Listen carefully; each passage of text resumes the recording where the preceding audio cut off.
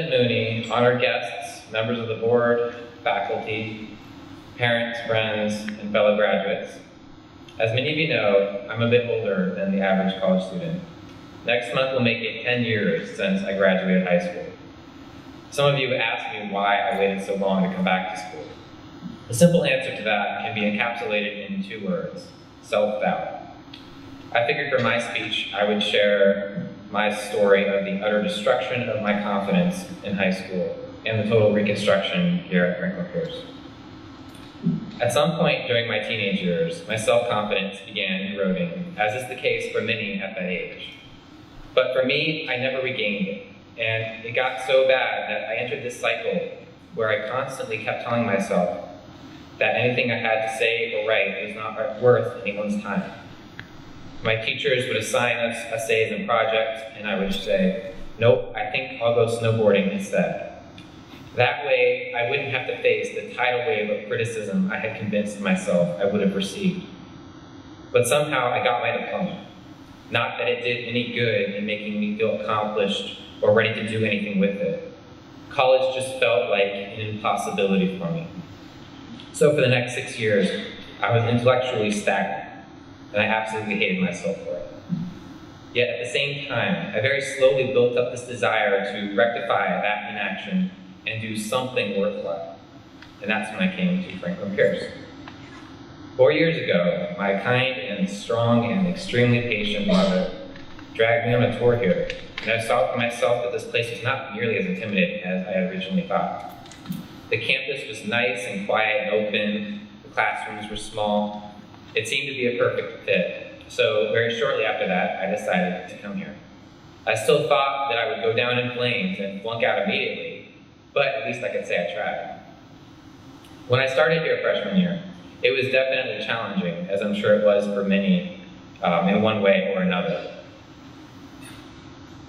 But it was such a positive experience that was totally unexpected, and this was really thanks to this whole community. When I came here, I was deathly afraid of meeting new people, which was compounded by the fact that I'm naturally a very quiet person. But my peers were so friendly and accepting, and so good at feigning shock when they learned my age. I was also terrified of having to express my thoughts through writing. Professor Landis quickly dispelled that fear and convinced me that what I wrote was worth something. She actually had me send a persuasive letter to former MLB Commissioner Bud Selig. I also owe a lot to another professor, Jamie Hatchett, who is literally the kindest person I've ever met, as many here can likely attest to. She was the first person in a long time to tell me that I had a knack for something, which happened to be biology. I'm sure my fellow graduates have had similar experiences with their great professors here. All of this great stuff did a lot to improve my confidence, but the true test would appear on my first grade report 3.5 years ago. After patiently waiting for grades to be posted, I refreshed the page and was absolutely shocked to see they were straight A's. This had never happened before in my life. I literally had the same moment from How the Grinch Stole Christmas, when he's standing on the mountain straining to save the presents, and then his heart grows so big that it breaks the scale. It was like that, except it was my self-confidence that broke the scale. And I'm not trying to say, oh, look at me, look how smart I am. It's more, look what happens when I work my butt off, explore my interests, and actually show people what's going on inside my head. It felt so good to accomplish this in the face of such overwhelming self-doubt. From that moment on, things were different. I began enjoying learning again and feeling comfortable talking with my friends and professors.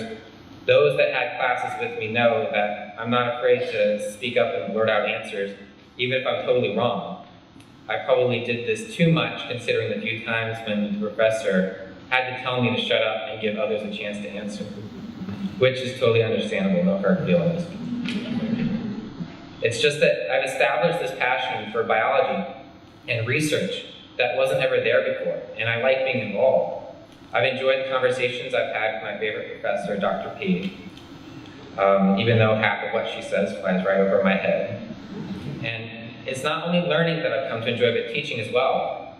This realization stems from freshman year once again, when Dr. Aruda first walked into a packed lecture hall to teach general biology, my general biology class. She was visibly quite nervous.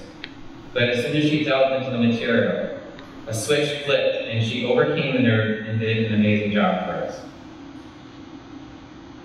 3 years later, I was standing in front of the same lecture hall with 100 new biology students, and I was given the role of tutoring. Boy, was that intimidating. In that moment, I thought of Dr. Leo, and it absolutely helped me get through the session. Hopefully I did it justice. My tutoring experience, working with my peers, has inspired me to believe that one day I might become a professor myself, something I never even considered before. And this is the sort of thing that I think could happen to any of us, so long as we have to believe in ourselves to make it happen. Now, I expect many of you are nervous and unsure about what's going to happen after commencement tomorrow. I know I am.